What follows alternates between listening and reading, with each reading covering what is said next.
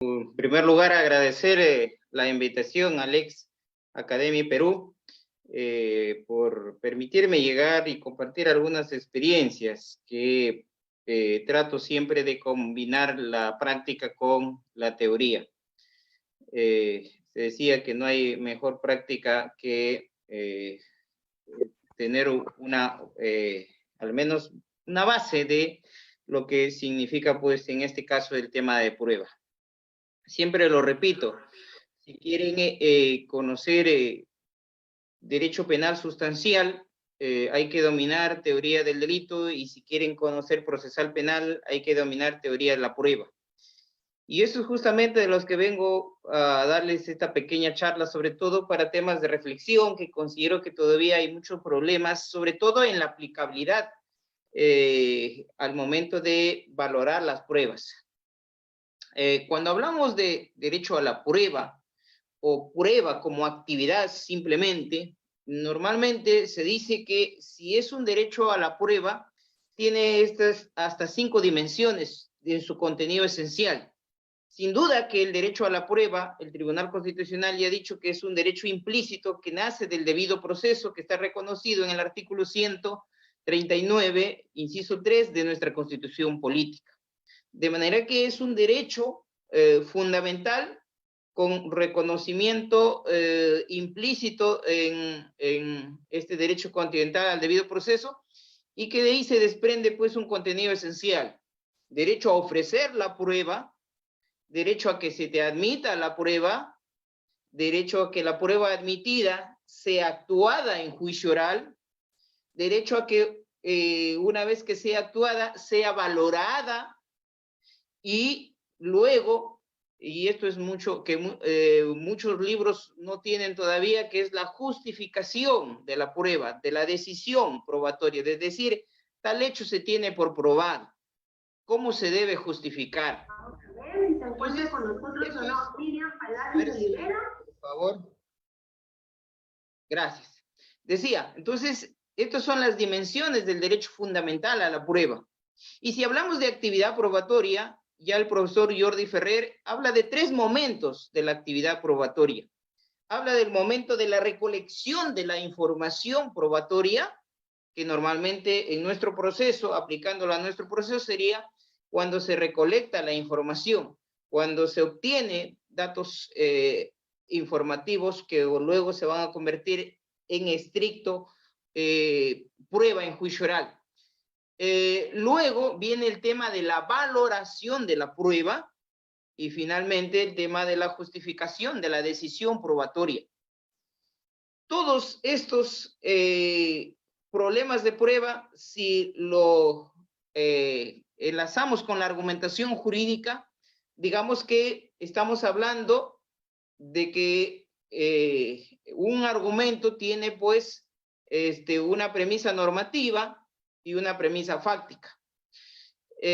Los casos fáciles son los que normalmente no tienen problemas, y los casos difíciles son los que se presentan problemas tanto en la premisa normativa como en la premisa fáctica. En la premisa normativa, es decir, de derecho, viene a ser, pues, bien sea la interpretación, el significado de la norma que se va a aplicar al caso. Y obviamente en el tema de la premisa fáctica, justamente se presenta este tema de problemas de prueba, de justificación de la quaestio factio.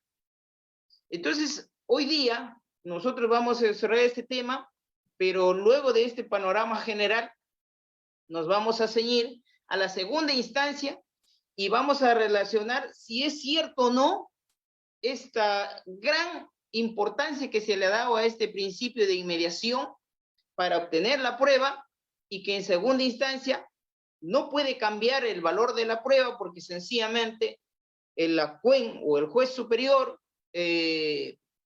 no ha inmediado con no ha obtenido la información del testigo de manera directa, no lo ha oído, no lo ha visto, no lo ha observado. Entonces, ese es el centro de mi exposición, pero ahí vamos a llegar. Mientras tanto, vamos a establecer, obviamente, brevemente, este contexto que les he dado primero, es decir, el derecho a la prueba. que voy a resaltar puntos esenciales. Obviamente la clase no da pues derecho probatorio, es un curso, incluso hay, maestrías en solamente razonamiento probatorio que necesitan pues desarrollarse en extenso, pero voy a dar los puntos más importantes que considero yo deben tenerse en cuenta, sobre todo los problemáticos, ¿no? Derecho a ofrecer la prueba. Antes del ofrecimiento de la prueba, obviamente la prueba tiene, o los elementos de convicción, hablando técnicamente, porque algunos dicen esos son elementos de convicción y la prueba solo se produce en juicio oral. Yo discrepo ahí. En realidad, los jueces de investigación preparatoria, por ejemplo, valoramos prueba al momento de dictar una prisión preventiva. Y es más, nos vamos hasta el estado o el estándar probatorio de sospecha grave. De manera pues que los que digan por ahí técnicamente que solo la prueba se produce en juicio oral, anterior se llaman elementos de convicción. Los jueces de investigación muchas veces valoramos para dictar también una medida de coerción como embargo, etcétera, etcétera, ¿no? De manera que, decía, una vez que se recolecta la información por el director de la investigación, que es el fiscal, uno selecciona y ofrece el medio probatorio de la etapa intermedia. Normalmente se ha dicho que tiene que ser pertinente, es decir, relación con el hecho, conducente, obtención lícita, y tiene que tener un aporte. Hasta ahí todo bien. Sin embargo, ya enfocándonos dentro de el razonamiento probatorio, se ha incorporado un principio que normalmente en nuestra práctica no se toma mucho en cuenta en la etapa intermedia, por casi ni por los fiscales, ni por los abogados de la defensa, ni por el juez. Bueno, cuando no lo invocan tampoco puede hacer mucho el juez, ¿no? De etapa intermedia, pero es el principio de relevancia, que significa y va en la dirección de que si la prueba lo que busca es establecer la verdad en un proceso, entonces tiene que ofrecerse y tiene que admitirse la mayor cantidad de información, ya sea documental, ya sea prueba personal o testimoniales, como quieran llamarlo. ¿Para qué? Para que el juez de juzgamiento pues obtenga la mayor información y de esa forma resuelva el caso, al menos aproximándose a la verdad por correspondencia, es decir, a una verdad que se corresponda con lo que sucedió en el hecho histórico, porque recordemos, si es un hecho de homicidio, el hecho sucedió fuera del proceso, es un hecho ya histórico para el proceso. Entonces, obviamente, si se tiene o se cuenta con la mayor información posible, el juez va a llegar a establecer qué es lo que pudo haber sucedido en ese hecho histórico, cómo lo mataron, quién fue el que lo mató. Normalmente, sobre todo esto último, porque del fallecimiento y de la forma, es más fácil acreditar, pero muchas veces hay problemas en el tema de quién fue, ¿no? Como también en los casos de violación, sobre todo de los niños menores de 14 años y en especial los menores de 10 años, que a veces no te dan mucha información. Entonces, decía que se debe ahí tomar en cuenta este principio de relevancia, vista la prueba desde un enfoque epistémico, pues, ¿no? Avanzando luego de ofrecido, hoy también digamos, la excepción que era el aseguramiento de la prueba, es decir, la prueba se da normalmente, se actúa en juicio, sin embargo, había ciertas excepciones, lo que se conoce como prueba anticipada, cuando el testigo va a fallecer, cuando el testigo estaba en riesgo de que atenten contra su vida, cuando el testigo iba a viajar al extranjero, etcétera, etcétera. La ley o el 244 del Código Procesal Penal establecía que se puede asegurar, ¿y cómo? Con la prueba anticipada. La prueba anticipada pues se realiza ante el juez, no de juzgamiento, no del que va a sentenciar, sino de un juez, en este caso de investigación preparatoria. Pero esa excepción que se daba muy excepcional, hoy se puede decir que en los delitos de violación sexual se ha convertido prácticamente en una regla. Entonces, ha surgido pues muchos inconvenientes porque finalmente ya la actuación de ese medio probatorio se va a dar a nivel de investigación preparatoria. Y entonces se va a necesitar pues mucha técnica para introducir los interrogatorios, y no son los interrogatorios que normalmente les enseñan en técnicas de litigación oral, que dicho sea de paso no es de nuestro sistema y que a una menor no lo puedes interrogar así. Y además, ese modelo de interrogatorio no va con el modelo de valoración racional de la prueba y que la prueba busca la verdad. Con ese modelo de interrogatorio que a muchos alumnos les han enseñado, no se va a descubrir nada de la verdad, al contrario, lo que va a hacer es entorpecer para el tema del descubrimiento de la verdad. Pero regresando, entonces, ahí hay otro tema de las dimensiones o de las manifestaciones del derecho a la prueba, como es la actuación anticipada de la prueba. Entonces, ahí hay otro problema. Y luego avanzamos ya una vez que se ha admitido, una vez que se ha asegurado la prueba, viene ya el plenario, juicio oral, y viene el tema ya que nosotros el día de hoy habíamos propuesto, que es la actuación de la prueba. La actuación viene a ser la práctica, dependiendo de que sea un testigo o sea un documento. Y esta práctica tiene que estar sometida a un principio importantísimo, que para mí es uno de los más fundamentales y que da sostén al proceso penal. Es más, los autores que clasifican estos principios, el principio de contradicción, que es la piedra angular del derecho de defensa, es el que da uno de los sostenes y de la estructura del proceso penal. Pero también hay para algunos, sobre todo para la doctrina clásica de la prueba, este tema del principio de inmediación. Y muchos hemos crecido en nuestra formación académica con que para la obtención de la prueba el juez tiene que ver, tiene que observar, tiene que percibir.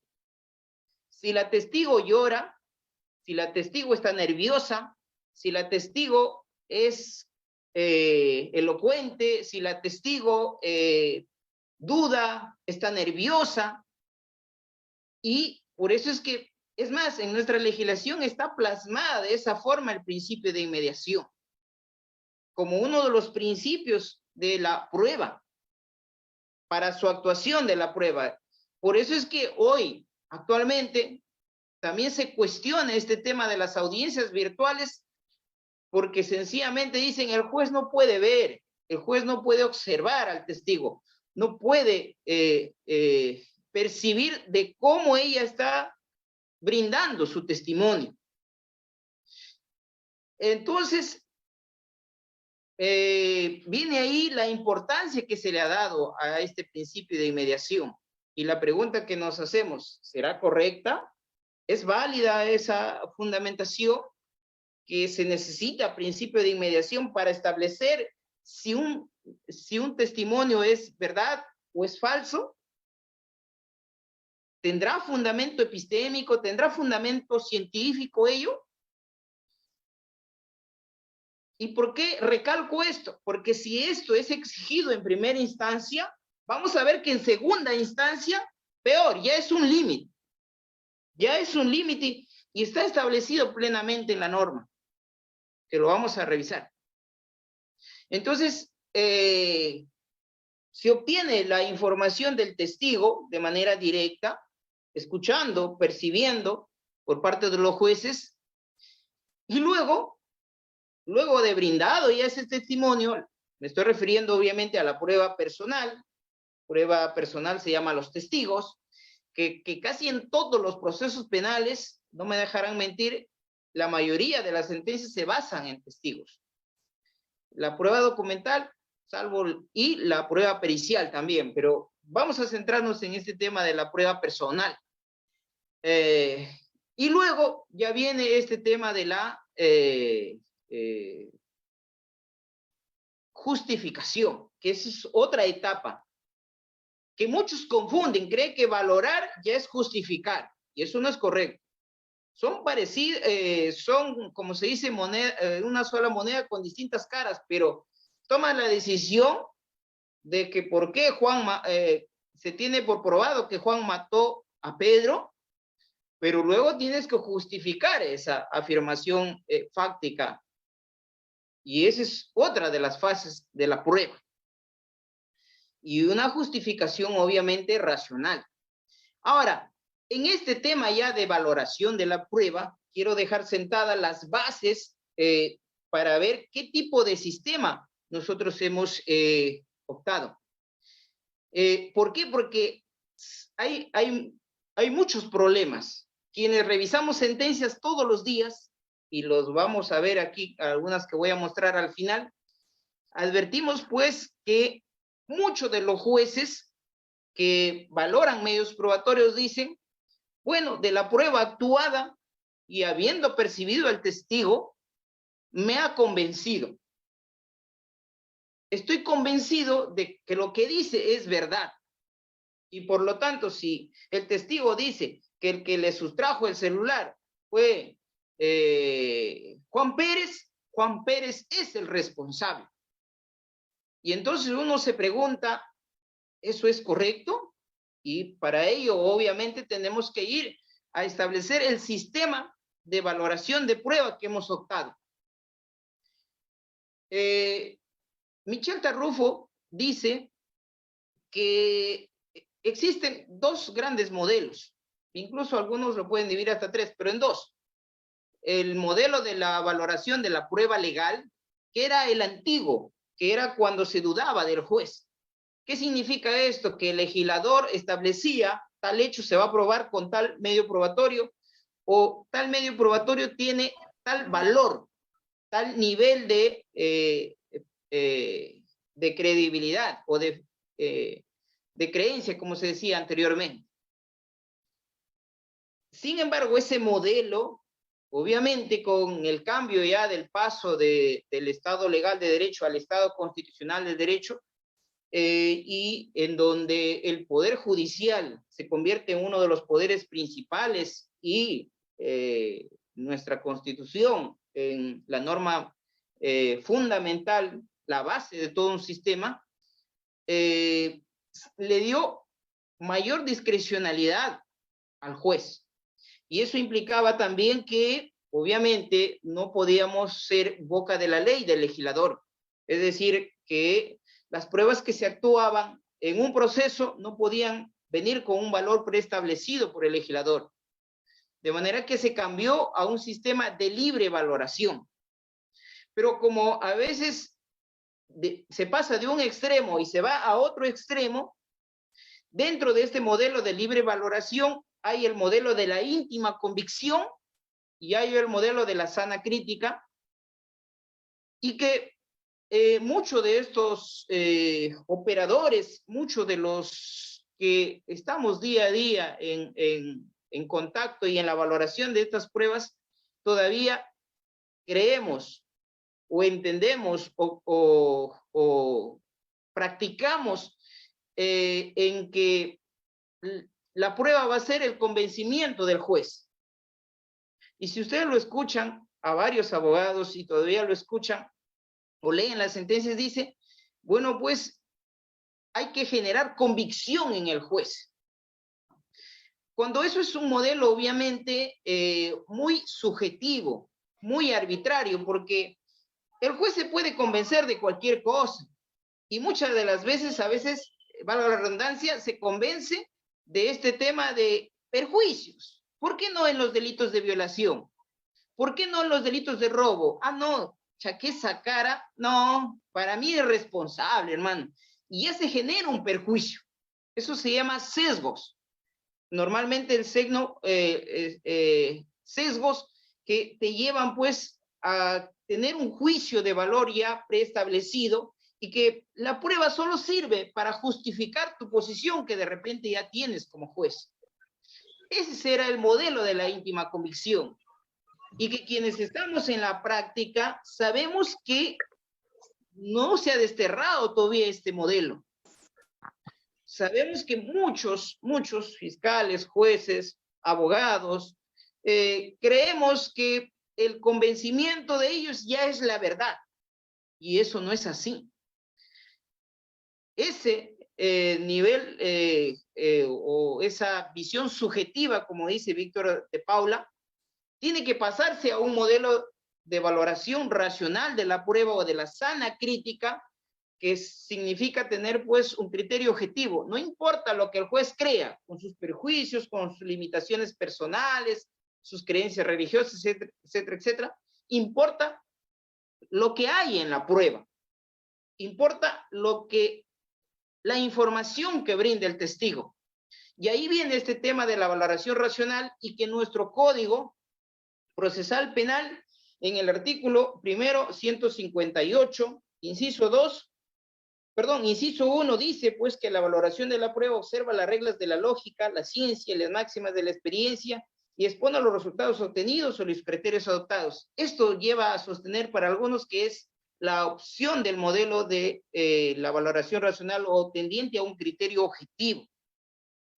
Aunque cuestionan por ahí el tema de las máximas de experiencias, y que muchos jueces dicen máximas de experiencias, conocimientos privados, y generalmente a veces son marcados por estereotipos, como ese tema de la chica del calzón rojo, creo que era, ¿verdad? Entonces, hay que tener cuidado también con ello, pero a lo que iba es buscar un modelo de valoración objetiva. Y entonces, en ese modelo de valoración objetiva, viene este tema de la valoración del testigo. ¿Qué es lo que importa? Lo que percibe el juez del testigo, o la información que brinda el testigo. Y entonces ahí entra un conflicto entre el principio de inmediación, que los que tienen como sustento de que ese principio es un límite para la valoración o para la fiabilidad del testigo, sostienen pues que el juez muchas veces sostiene que por la experiencia que tiene, que ha resuelto tantos casos, sabe que al ver al testigo, este está mintiendo o está diciendo la verdad. Mientras que por el otro lado, y hay dos artículos interesantes, tanto de Jordi Ferrer y de Diego Del Becci, del control de la valoración en segunda instancia, que ponen serios cuestionamientos a este principio, que no tiene sustento científico, dice.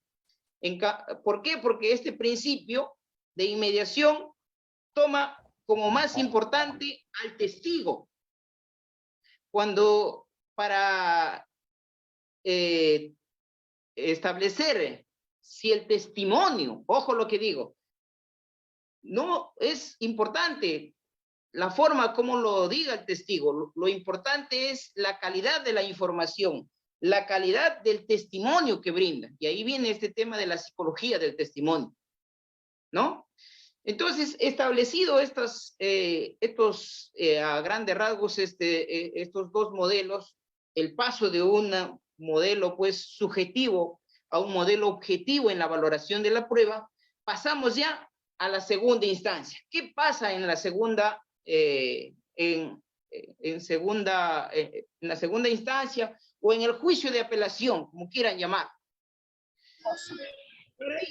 Para ello vamos a ver si por favor apagan su audio. Para ello vamos a recurrir brevemente al artículo 422 del Código Procesal Penal. Una vez desarrollado el juicio de primera instancia, quienes no se consideran pues satisfechos con la decisión que se ha tomado, se impugna, y el problema viene es en ese juicio de apelación, ¿qué es lo que se va a realizar? Sobre todo con el tema de medios probatorios, pues no, porque la mayoría de los abogados lo que cuestionan, si es una sentencia condenatoria, es errónea valoración de la prueba.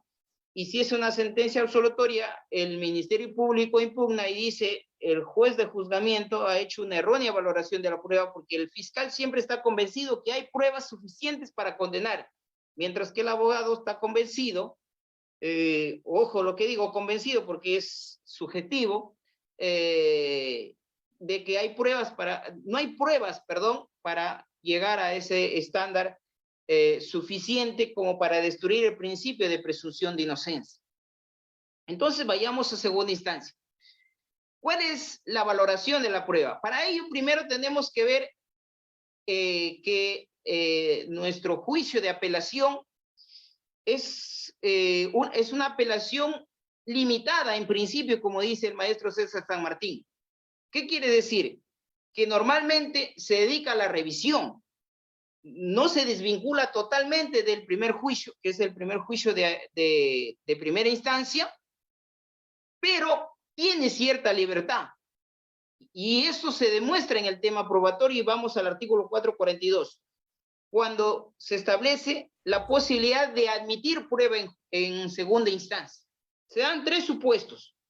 La primera, se puede ofrecer prueba en segunda instancia, los que no se pudo proponer en primera instancia por desconocimiento. Es decir, se llevó el juicio en primera instancia y después de ello surge un medio probatorio que puedes ofrecerlo para su actuación en segunda instancia. El segundo supuesto es que los propuestos que fueron indebidamente denegados. Hay una etapa, en etapa intermedia de la admisión, te pueden negar ahí, o también al inicio del juicio oral se puede plantear el reexamen y te pueden negar. Esos medios probatorios se pueden volver a ofrecer en segunda instancia. Hasta ahí todo bien.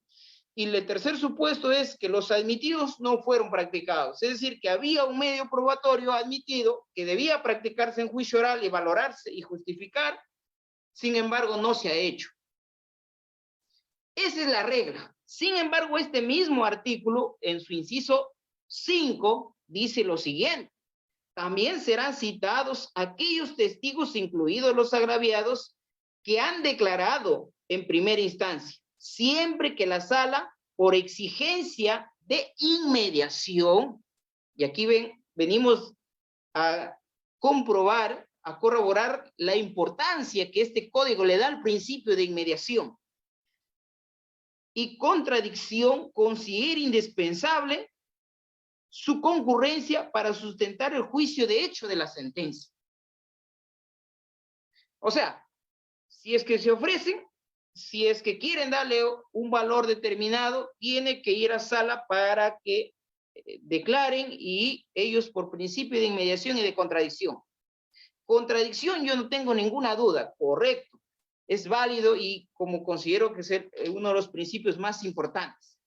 Segundo, miren, vamos al artículo 425 del Código Procesal Penal y dice, inciso 2, la Sala Penal Superior solo valorará independientemente de la prueba actuada en apelación, es decir, las que se actúan en el juicio de apelación, la sala lo puede valorar libremente, porque se entiende que está respetando el principio de inmediación. Y acá viene, y dice, y las pruebas pericial, documental, preconstituida y la anticipada. Esa también se puede valorar.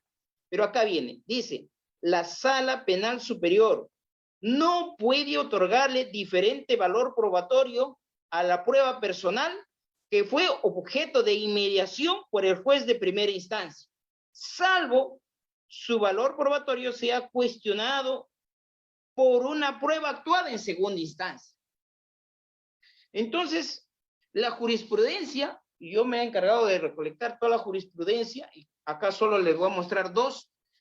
La misma Corte Suprema dice, no se puede dar un valor distinto del que ya le ha brindado el juez de primera instancia, ya sea unipersonal o colegiado, porque ellos lo han obtenido esa información mediante el principio de inmediación. Y como nosotros, jueces superiores, no estamos viendo, observando, cuando declara el testigo, no le podemos dar un valor distinto. ¿Por qué? Por el principio de inmediación. También se habla de contradicción, que ahí estamos no tenemos ningún cuestionamiento. Y esto lo ha ratificado la Corte Suprema, estableciendo ciertas zonas que se pueden controlar en segunda instancia. Y para muestra solo un botón, como se dice, una de las últimas jurisprudencias, que es la casación 2156, la libertad del 24 de marzo del año 2022. Yo he recolectado desde el 2007, 2009, y que se mantiene de manera sólida interpretando este artículo. Y esto es una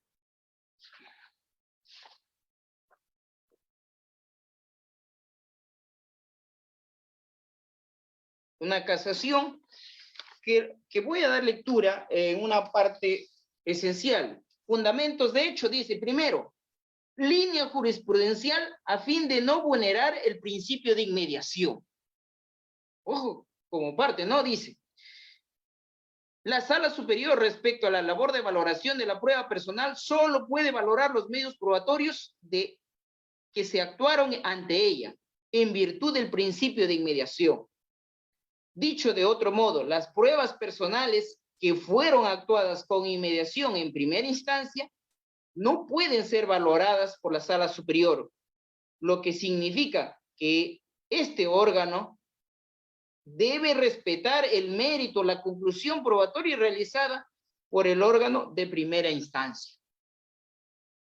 Y luego viene, ojo lo que dice, esto es, dos puntos entre comillas o citando jurisprudencia anterior, obviamente, dice, supone que el juez, entre paréntesis, órgano unipersonal, o los magistrados, órganos colegiados, han de formar su convicción. Desde ahí ya empezamos mal. Recordemos que si enfocamos el sistema, no es que ahora con el tema de valoración racional, no es que el juez forma su convicción, que es algo íntimo, algo subjetivo. Bueno, yo estoy convencido, pues él es el culpable, punto. ¿Saben cuál es el primer problema de esa íntima convicción? Que no se puede justificar. Y el maestro Michel Tarrufo decía, lo que no se puede justificar no existe. Así de sencillo. Y la justificación es importante porque recordemos que la función, una endógena, que es para las partes, para que puedan y no se le deje indefensión y puedan cuestionar. Imagínense, si yo digo, veo a cualquiera de ustedes y digo, bueno, pues tú eres culpable, punto. Yo estoy convencido de eso. ¿Cómo ustedes podrían cuestionar? ¿Con qué argumento me podrían cuestionar eso? Pues sí, mi convencimiento, mi convicción, ¿no? Y acá dice, ha de formar su convicción sobre los hechos con las pruebas practicadas oralmente en su presencia, con lo visto, con lo oído, en el juicio. A ver, por favor, si cierran su audio. No con la plasmación o el reflejo documental que queda en las actuaciones de las pruebas practicadas. Es decir, lo que está diciendo acá esta sentencia es que lo que importa es lo que ha oído, lo que ha escuchado, lo que ha percibido, no lo que queda, no el testimonio, que lo que queda registrado en un documento. Dice, eso no es importante, dice esta sentencia. Ahí citan, obviamente, a Montero Aroca. Juan, principios del proceso penal. Es del derecho clásico, muy importante, está bien, pero la ciencia, el tema del razonamiento probatorio y la psicología del testimonio hoy ha calado bastante importancia, que definitivamente esto no puede ser, no es científico, no tiene sustento epistémico que diga, bueno, pues yo te veo, para mí que sí, tú dices la verdad, ¿no? Como dice, a ojo de buen cubero, ¿no? Pero casaciones recién saliditas. Y dice, en materia de valoración de prueba personal, y la CUEN, o sea, la sala superior, en virtud del principio de inmediación y de oralidad, no está autorizado a variar la conclusión o valoración que ha dado el juez de primera instancia. Ello, desde luego, reduce el criterio fiscalizador del Tribunal de Apelaciones, pero no lo elimina. Agrega que en los casos de valoración de prueba personal en segunda instancia, el ACUEN, es decir, el juez superior, tiene el margen de control o de intervención, que está vinculado a la coherencia interna de la valoración realizada por el ACUEN y que tiene que ver con aquello que la doctrina compara a denominados zonas abiertas. Es decir, solo puede controlar la coherencia interna y la coherencia externa. Nosotros ahí estamos totalmente de acuerdo. Y ellos dicen, pero hay zonas opacas que son los datos expresados por los testigos, estrechamente ligados a la inmediación, por lo que la valoración dada en primera instancia no es susceptible de revisión. Es decir, le están dando prácticamente al principio de inmediación como un criterio de valoración y le están diciendo, oye, es importante para determinar la falsedad o no de un testimonio lo que tú percibas del testigo, lo que tú percibas de la forma como tú lo puedas observar. Por eso se ha quedado esas costumbres, digamos, no encuentro el término exacto para llamarlo, de que si el testigo está nervioso está mintiendo, de que si el testigo está seguro de lo que dice firme, dice la verdad. Cuando de repente es un tema de experiencia. ¿Qué pasa cuando nosotros exponemos? Cuando son nuestras primeras exposiciones, estamos nerviosos y no es porque estemos mintiendo, ¿verdad? Y de repente, si ya somos testigos en 10 o 20 juicios, de repente estamos falseando la información, pero estamos muy seguros en lo que estamos diciendo. ¿Eso tiene sustento científico? No tiene sustento científico ni epistémico. Entonces, la Corte Suprema, pues, da mucha importancia a este tema, cuando en la verdad que yo considero que la prueba ya de segunda instancia, que es la prueba obtenida, la misma prueba, puede ser valorada, porque la valoración significa criterios de inferencias inductivas.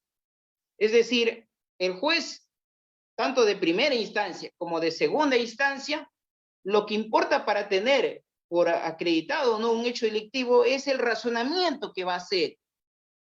No puede decir que tengo por probado porque lo he escuchado de esta forma, lloraba mucho la víctima y me ha generado convicción. Lo dicen muchos jueces en delitos de violación sexual. Y eso puede que sea cierto el testimonio de la víctima, pero no porque dice la verdad, es el sustento epistémico, de ninguna manera, sino hay que ver el testimonio en sí. Eso es lo que te dice la psicología del testimonio, y ver si es un testimonio detallado, circunstanciado. Esos son los criterios de valoración de la prueba, al menos, por ejemplo, en el testimonio único. Y luego, si ese testimonio que te brinda detalles, que es coherente, tiene corroboración externa. Eso es lo más importante. No es importante el testigo o cómo se comportó o no se comportó en juicio oral determinada persona, porque no tiene sustento científico. De manera que considero yo que nuestra legislación debe actualizarse, yo creo que en este tema de la valoración y del razonamiento probatorio.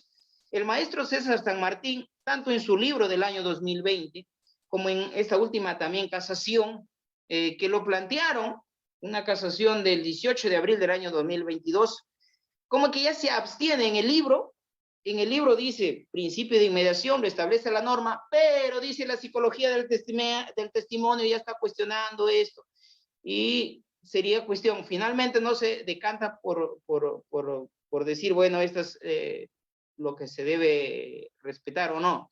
En esta casación última que es ponente el doctor César San Martín, que también es valoración de la prueba en segunda instancia, plantearon por casación por un tema de robo, dos sujetos arrebatan una cartera a una dama, llega la policía y lo persigue y captura a uno. Primera instancia condenan, sale a segunda instancia, absuelven, porque dice que introducieron información falsa, dice la sala, la valoración no es exacta, de manera que absuelven. El fiscal plantea justamente porque dice, oye, en segunda instancia no se puede dar un valor distinto. Ya la primera instancia por principio de inmediación valoró y dijo que está acreditado que en este caso el imputado, Yuliño, Chingano, Condori, es el que intentó sustraer la cartera porque finalmente lo sacaron.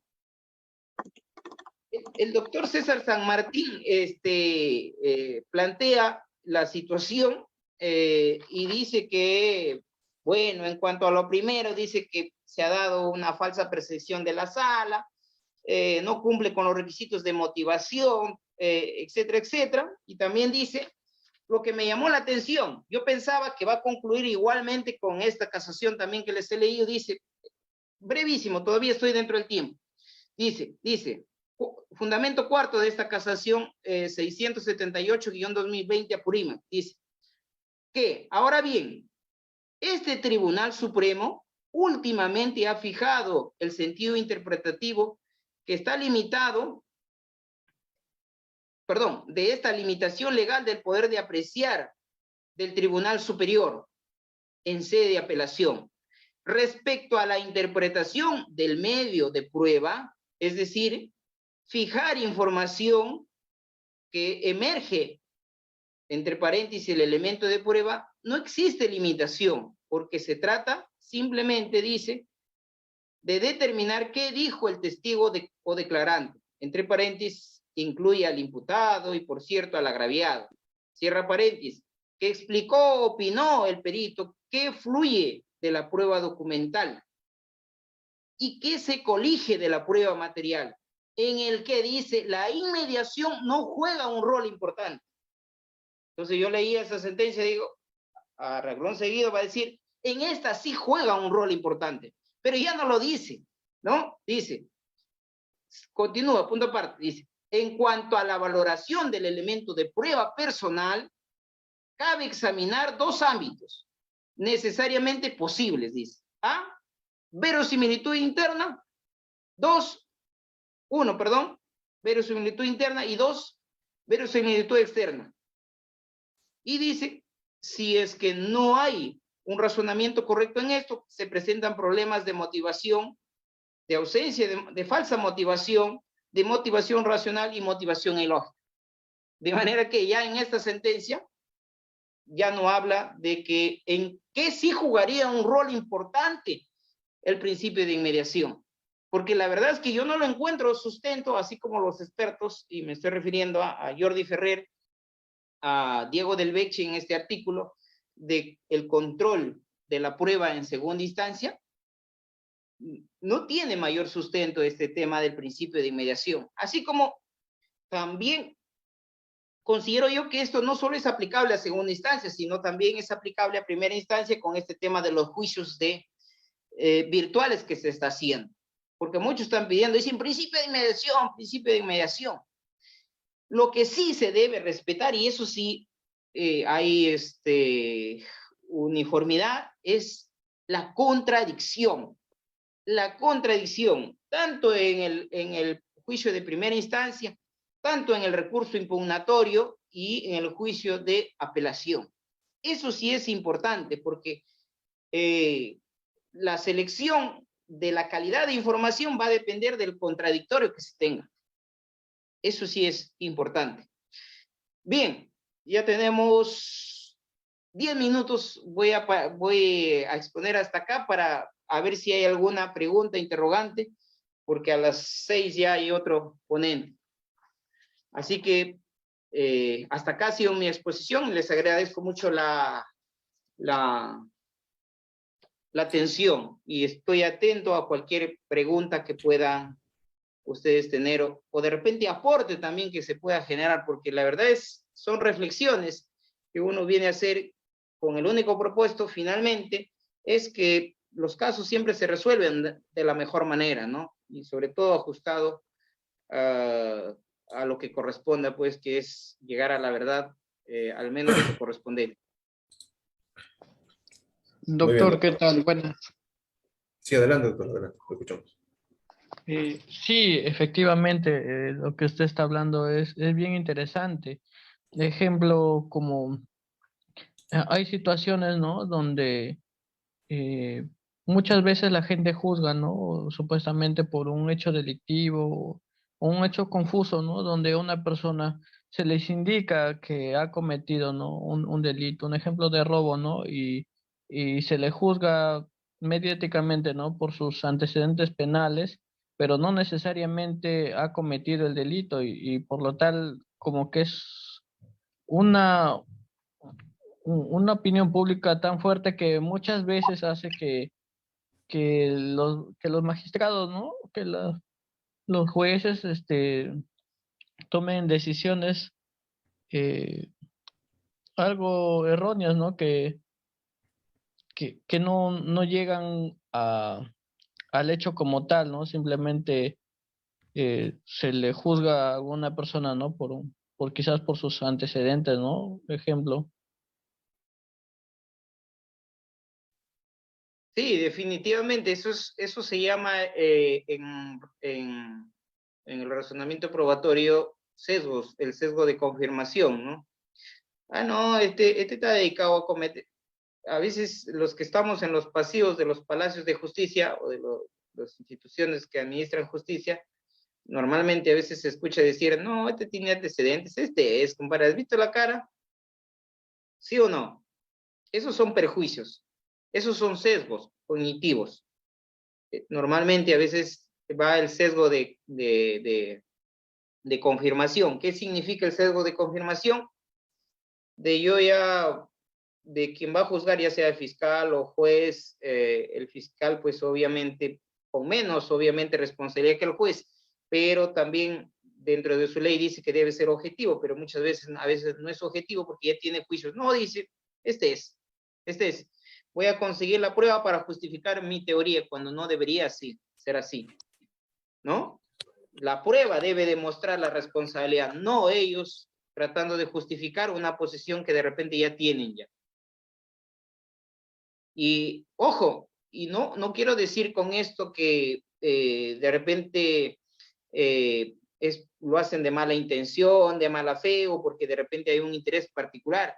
Porque nosotros, bueno, estamos en el curso del ascenso de la magia y conversábamos entre todos los jueces y decía, oye, pero yo no he conocido este tema, ¿no? Mira, sin intención, de repente actúa muchas veces así.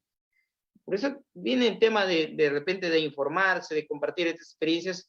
La idea es obviamente generar conciencia en qué podemos estar equivocándonos, porque definitivamente al ser humano siempre hay a veces errores, ¿no?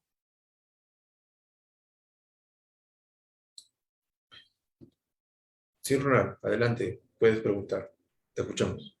¿Qué tal? Buenas tardes, doctor. Buenas tardes, doctores.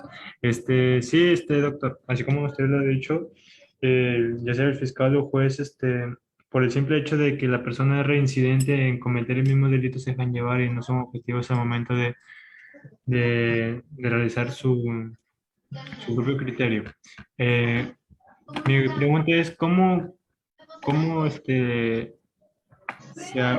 magistrados, se han podido acoplar en lo que es el principio de inmediación, ya que trata que el juez debe tener, el momento de sentenciar, debe tener contacto directo con las partes, ya que, como se sabe, en el 2020, hasta hace poco ha sido virtualmente? Sí, a ver si te entendí la pregunta. Obviamente hay una posición mayoritaria que sostiene pues que debe regresarse, por ejemplo, al tema de los juicios a efectos de poder, a ver si por favor cierran su, gracias, a efectos de poder, que los jueces tengan contacto, que no sería nada malo, ¿no? El tema es que cuando ya el juez viene a justificar una decisión, qué sé yo, de cadena perpetua, yo leí estos días una sentencia de primera instancia y decía, lo que ha dicho la niña eh, nos ha generado convicción, porque ni bien le hablaron del tema, se soltó en llanto. Y eso significa, pues, que se le ha generado un perjuicio. Y bueno, a ver, vamos a ver qué ha dicho la niña, ¿no? La niña dice, no recuerdo, no recuerdo, no recuerdo, no recuerdo, no recuerdo y no recuerdo. Entonces uno se pregunta, a ver, pero ¿cómo? Ah, es que he introducido la declaración primigenia. Y, a ver, vamos a leer la declaración primigenia. Y la declaración primigenia dice, pues, que el pene ingresó en la vagina y vamos al certificado médico y no hay esa corroboración. Y entonces se tiene que, la violación según la fiscalía también fue por la boca, pero de eso no hay nada de corroboración. Entonces, ¿cómo podría sostener como prueba? Yo de repente puedo estar convencido, pero no es lo que yo esté convencido, sino que tenemos que ir al testimonio, si es coherente el testimonio, si está corroborado, ¿no? No importa lo que esté pensando un juez, porque normalmente las personas podemos tener muchos prejuicios, muchas preferencias, católicos, religiosos, con una opción determinada, por una teoría, qué sé yo. Pero cuando ya se evalúa el tema de prueba, lo ideal es que la que decida, como se dice, es un tercero y ese tercero es la prueba, no necesariamente lo que piensa el juez. Porque muchas veces, miren, viene a tu juzgado una persona que te cae malísima. Y yo lo he tenido como experiencia, porque ya lo tenía en otros procesos y en otros procesos te frustra, tiene diversos procesos y un día me piden prisión preventiva. Entonces, todo el personal de mi juzgado me decía, doctor, este es adentro, adentro. Y cuando resultó infundada la prisión preventiva, me dice, pero doctor, ¿qué ha hecho? Y si a usted le cae mal también, pero le digo, aquí no importa lo que yo piense. No hay riesgo de fuga. ¿Qué se puede hacer? Sencillamente, considero yo que tiene arraigo domiciliario, tiene arraigo laboral y puede afrontar su proceso en libertad. A eso es lo que yo me quiero referir. Obviamente en juicio el problema es más complicado, ¿no? Porque finalmente ahí decides condena o absolución, ¿no? La prisión preventiva, que también, por supuesto, es seria porque se restringe un derecho, pero al menos es provisional, ¿no? En cambio, en este caso, pues, del relato de la niña, es una cadena perpetua, ¿no? ¿Cómo sustentas? Y no puedes sustentar decir, bueno, que la niña lloró y me convenció y por lo tanto yo te aplico cadena perpetua. ¿Esas serían razones o buenas razones, como dice el maestro Atienza? No, ¿verdad? Puede que de repente los jueces se convencieron, sí, pero para mí consideraba que no estaba justificada una sentencia de cadena perpetua, ¿no?